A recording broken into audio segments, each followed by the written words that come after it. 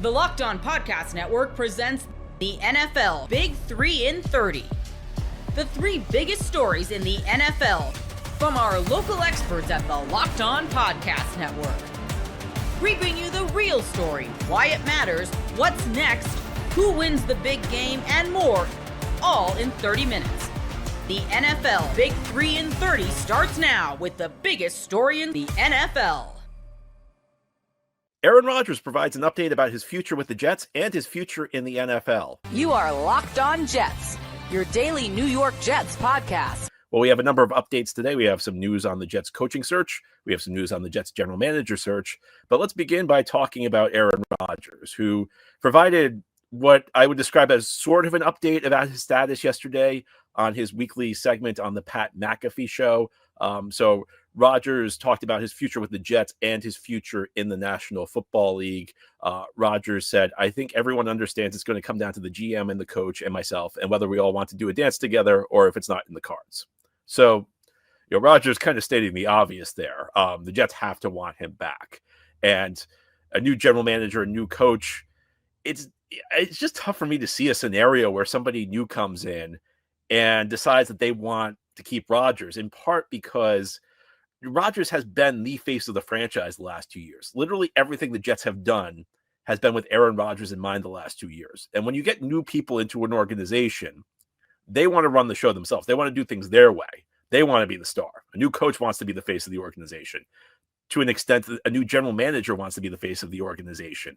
They don't even want the perception that somebody else is driving it. And I feel like as long as Aaron Rodgers is here, the perception is going to be that, everything is about him, because that's the way it's been the last 2 years with the New York Jets.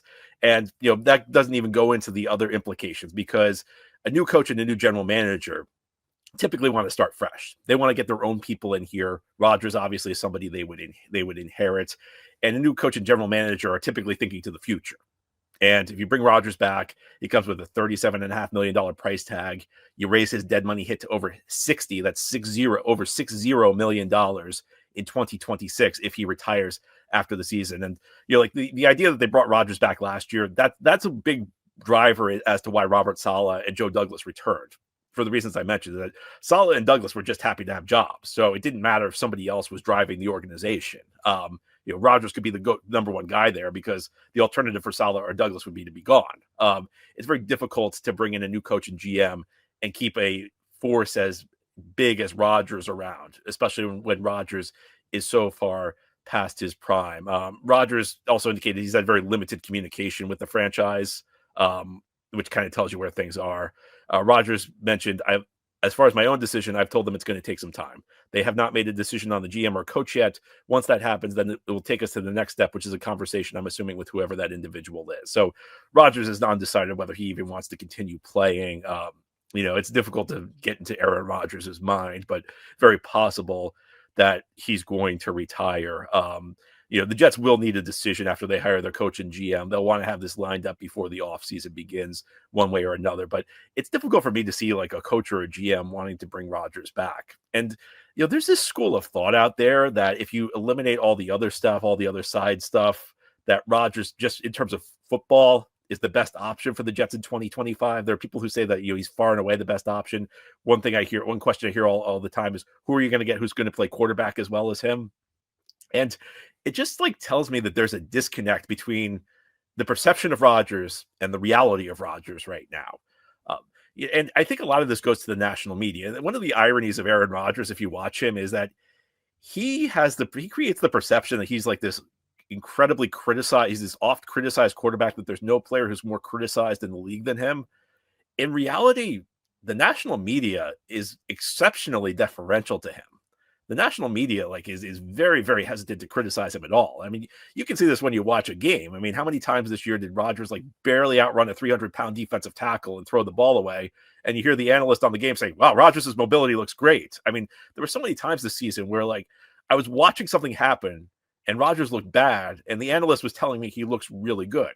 And this has been true, I think, through much of his career. Now, there hasn't been much to criticize through his career. I mean, he's obviously an immortal player in the league. But there is even the few moments where he could be criticized. It's always somebody else's fault. When Peyton Manning had one Super Bowl up until his final season, it was because Peyton Manning didn't come through in big games, according to the national media. Rodgers only having one Super Bowl is the fault of the coach and the teammates. And you see it manifest itself in so many ways. But one of the interesting things was I started comparing Rodgers' statistics to some other quarterbacks this year.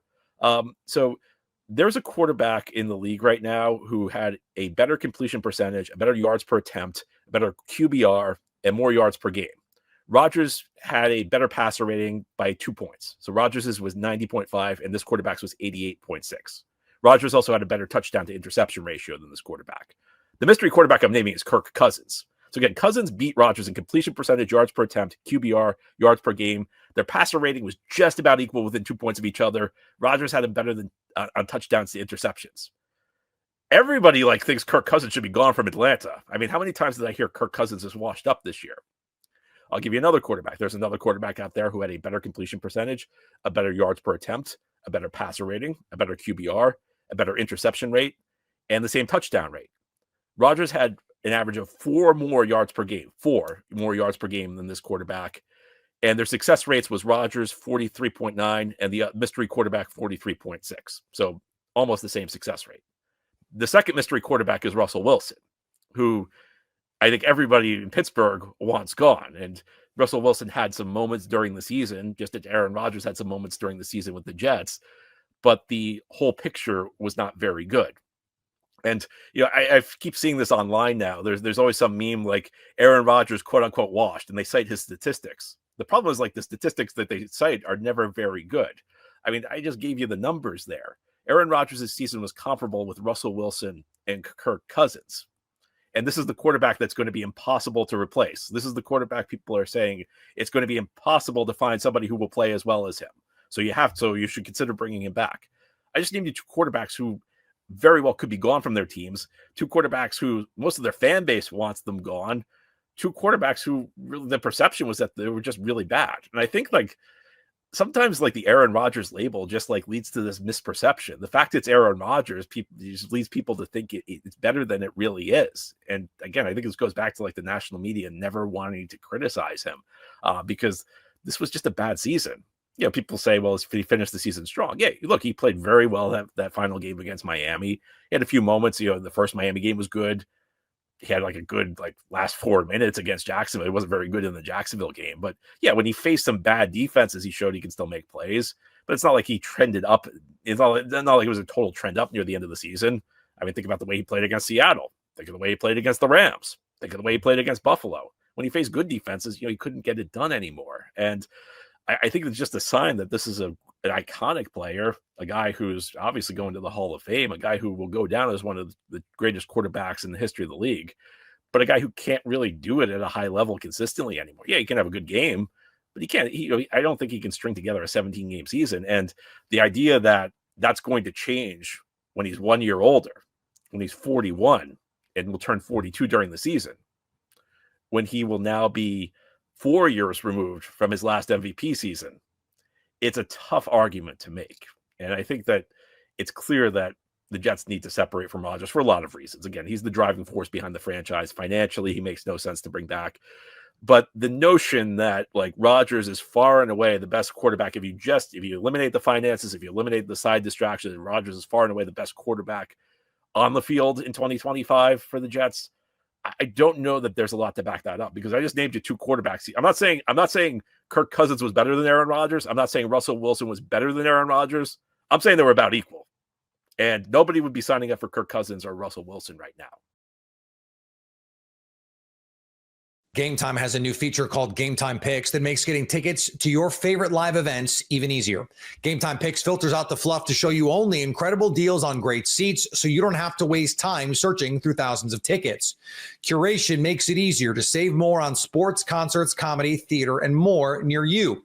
You can take the guesswork out of buying tickets with Gametime. Download the Gametime app, create an account, and use code LOCKEDON for $20 off your first purchase. Terms apply. Again, create an account and redeem code LOCKEDON for $20 off. Download Gametime today. What time is it? Gametime. The Chicago Bears are starting to narrow down their head coaching search. You are Locked On Bears, your daily Chicago Bears podcast. yes, Ben Johnson's obviously been a name that everyone throws around as like, yes, he's the top candidate. Everybody wants Ben Johnson. But it's like, I want to take a minute to be like, why does everybody want Ben Johnson?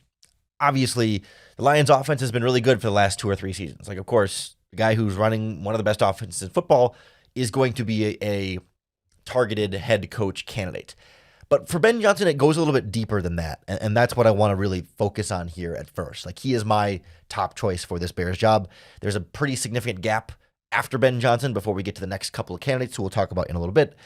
But I think it's important to keep in mind not just that Ben Johnson has been successful, but how he has been successful and the path he has taken to the success that he is having right now. That I think you look across Ben Johnson's career as an NFL coach, and you see a lot of green flags that give you more confidence in him as a head coaching candidate, becoming a head coach for the first time in his career. Ben Johnson has worked under a variety of different offensive minds with different offensive backgrounds. So he's not just narrowly focused he's always been an Andy Reid guy, or he's always been a Sean McVay guy, or a Kyle Shanahan guy. Right? He's been able to dabble in different offensive philosophies, working in different offenses with different coaches and different quarterbacks along the way. And it's very impressive to me how throughout his career, the coaches that Ben Johnson worked for showed a very clear desire and value for Ben Johnson on their staffs. It's been a consistent trend over his career because Ben Johnson has only coached for 2 teams in the NFL. He started with the Miami Dolphins, then moved over to the Detroit Lions. Those are the only 2 teams he's worked for. And yet he's worked under 4 different head coaches across those teams. Like, he's been able to do a lot of different things and stay retained by multiple coaches in that process. So if we go briefly through Ben Johnson's career here, came into the NFL in 2012 as an offensive assistant for the Miami Dolphins. At the time, their head coach was Joe Philbin, who had been brought over. He was previously the Green Bay Packers offensive coordinator under Mike McCarthy, and also I think under Mike Sherman a bit before that. But Dolphins hire Joe Philbin. Joe Philbin hires Ben Johnson to just be a kind of a low-level offensive assistant. He works his way up to assistant quarterbacks coach. By the way, coaching with Zach Taylor, coaching with Dan Campbell on that Lions staff at that time. And in 2016, the Dolphins fired Joe Philbin, hired Adam Gase, and Adam Gase decided to keep Ben Johnson on staff. I believe he made him a wide receivers coach or assistant wide receivers coach or something along those lines. So even though Adam Gase didn't hire Ben Johnson initially, he liked Johnson enough to keep him around. And he was there for 3 years until Adam Gase got fired in 2019. Now then Brian Flores gets hired. Brian Flores doesn't retain Ben Johnson. Ben Johnson instead chooses to jump to the Detroit Lions with Matt Patricia as head coach. I think it's a misconception that Dan Campbell was the one who uncovered Ben Johnson and made him into some great offensive coordinator. Dan Campbell was not the one who brought Ben Johnson to Detroit. They worked together in Miami, but Matt Patricia brought Ben Johnson to Detroit. And he worked under Matt Patricia for those 2 seasons before Matt Patricia got fired. Dan Campbell becomes the head coach. Obviously, had already worked with Ben Johnson, retained him in Detroit. Not as offensive coordinator, though, right away. First year under Matt Campbell, you might remember, their offensive coordinator was Anthony Lynn, the failed Chargers head coach. They fired Anthony Lynn after 1 season, and Ben Johnson gets promoted to offensive coordinator from there. But it's along the way, Ben Johnson worked for Joe Philbin, worked for Adam Gase, worked for Matt Patricia, worked for Dan Campbell. He worked under a lot of different coaches, worked alongside a lot of different coaches from a lot of different backgrounds here.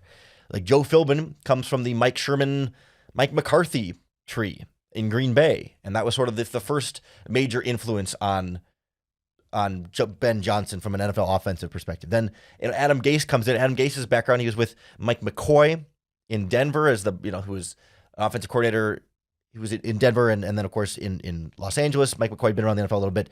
And Gase has also spent a couple different stops working under Mike Martz. That's kind of the coaching tree that Gase came from there. So you're getting a couple of different flavors there. And then even in Detroit, the offensive coordinator that Ben Johnson worked under first was Darrell Bevell, who was also a Mike Sherman Packers disciple there too. So you've seen him get these different influences. Of course, Dan Campbell is a whole nother layer of offensive coaching in there. He worked under Clyde Christensen in Miami a little bit. He worked under Anthony Lynn for that year as well. Like, all these different offensive coaches have been involved in shaping Ben Johnson along the way, so that he's been able to sort of take bits from each one and form his own offense throughout that process.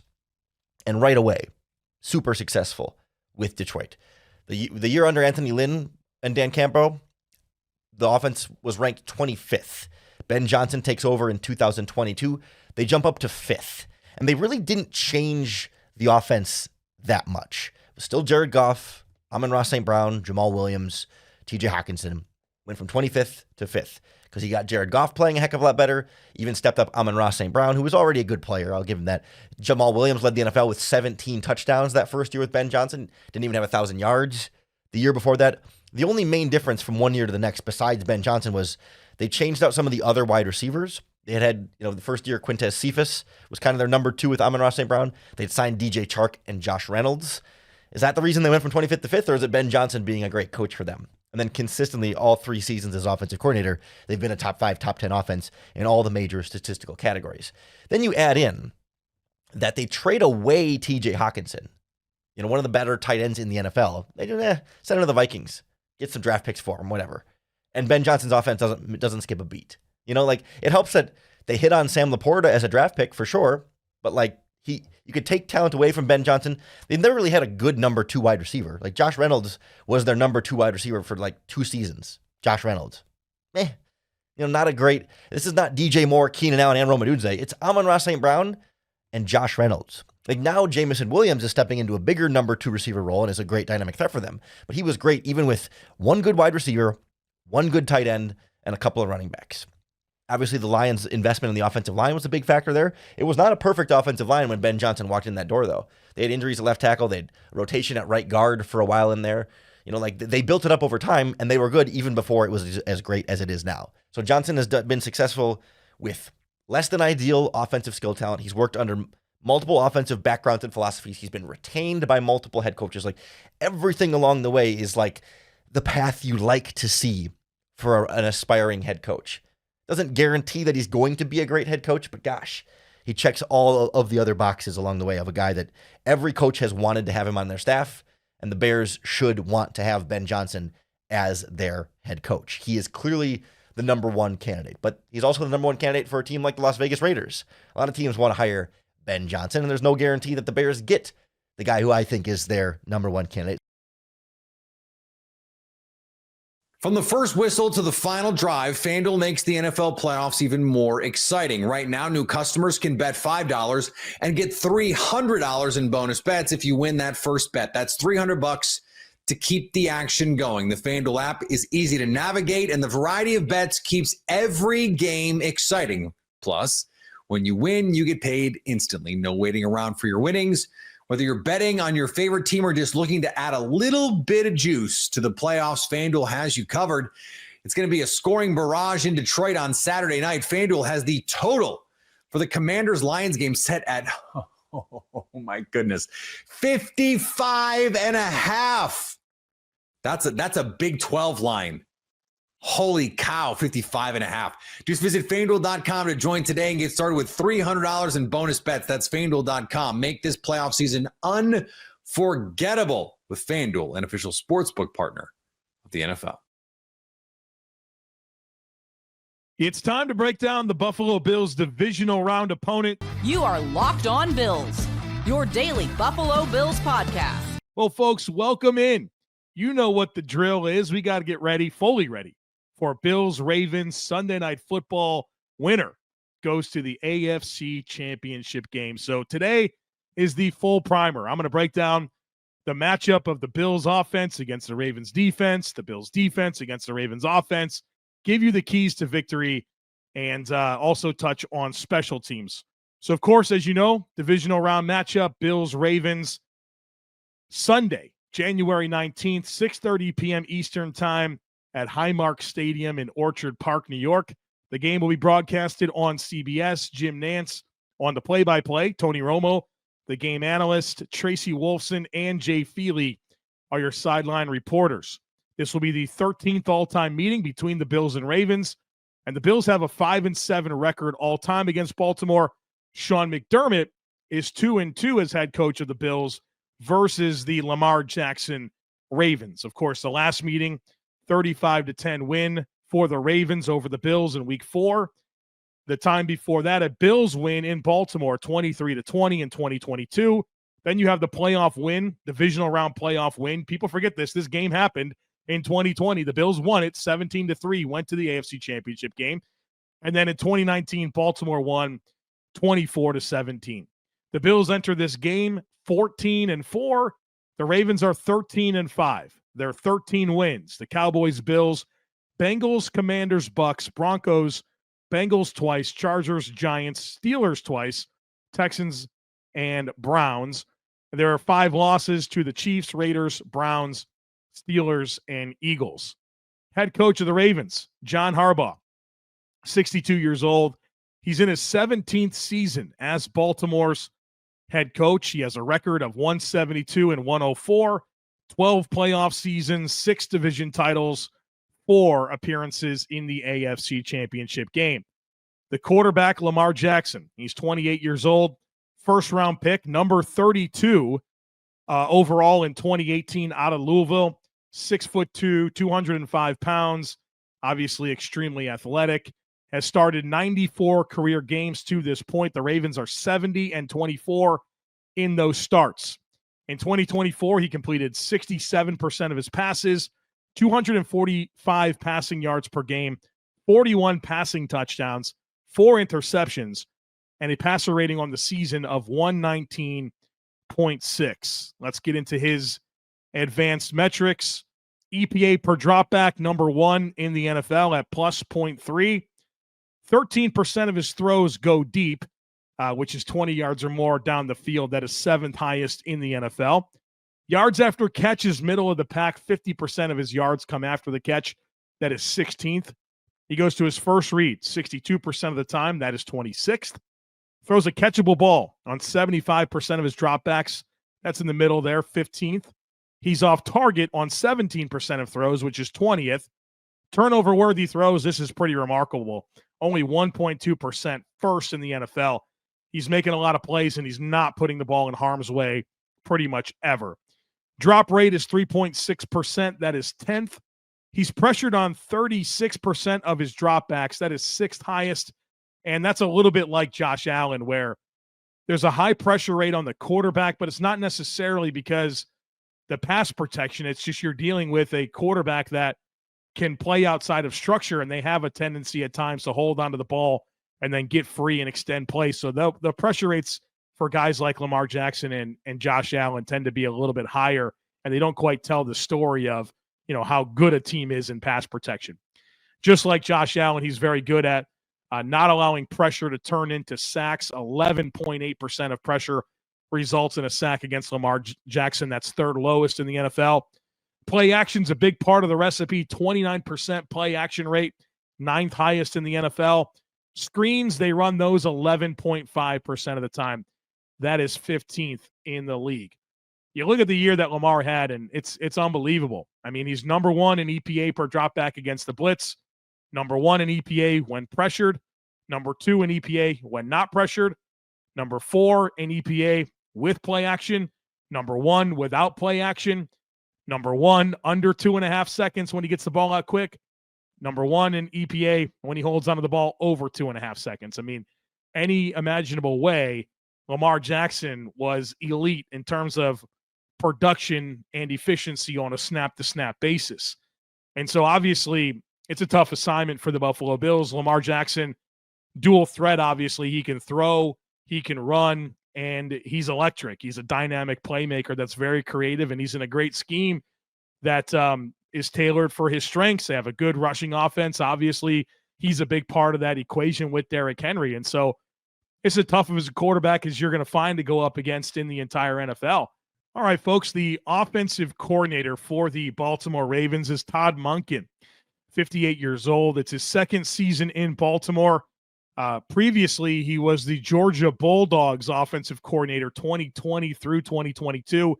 He was the Browns offensive coordinator in 2019. He's getting some head coaching opportunities in terms of interviews. I know one of the interviews he had this weekend of this week is with the Chicago Bears. And I'll be honest, if I was a Bears fan, he'd be exactly who I'd want to pair with Caleb Williams, at least from a scheme perspective. I don't know enough about Todd Monken and his leadership style, but when I think about his style of offense and what it looked like in Georgia, what it looks like in Baltimore, feels like Caleb Williams would be a nice player to marry to a lot of that. But we'll see how it goes, obviously. There's so many vacancies across the league right now to fill. But Todd Monken, one of the names that is getting some interview opportunities across the league. The metrics for this Ravens offense are really, really good. They're third in scoring, 30.5 points per game this year. They pass it 47% of the time. They run it 53%. Number one in EPA per play on offense.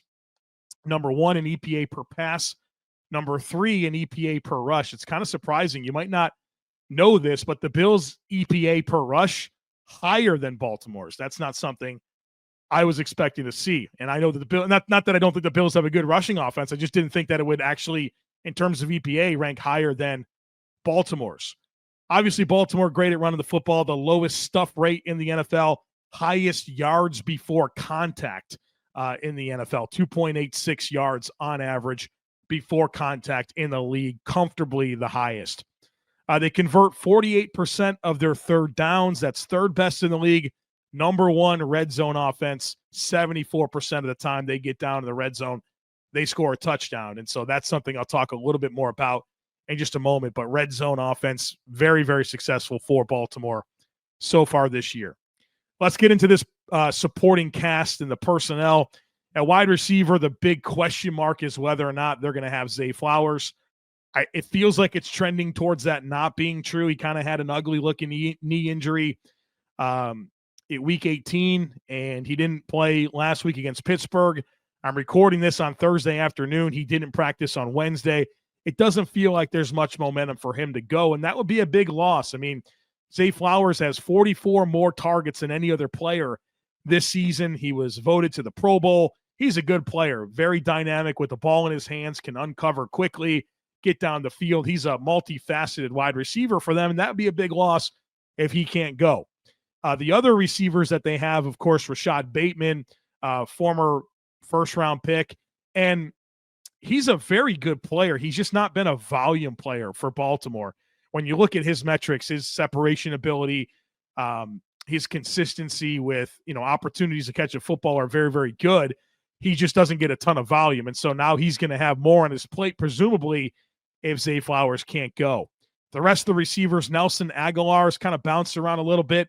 A vertical threat that is more of an ancillary piece. He might have a little bit more on his plate with Zay Flowers out.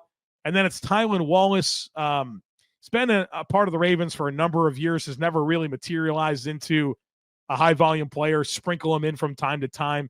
And then Anthony Miller, who's kind of been a flop in the NFL as a former day 2 pick, bounced around, good-looking player out of Memphis, but hasn't materialized in the NFL. And they're kind of counting on him now with Zay Flowers out. At least they did a little bit last week against the Steelers. So a good receiver core if Zay Flowers is available, but I think it's a big hit, obviously, if he can't go.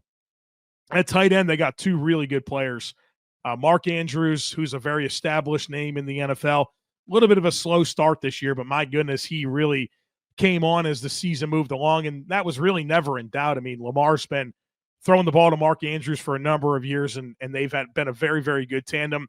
And their number 2 tight end's a great player, Isaiah Likely. Boy, I loved him coming out of college.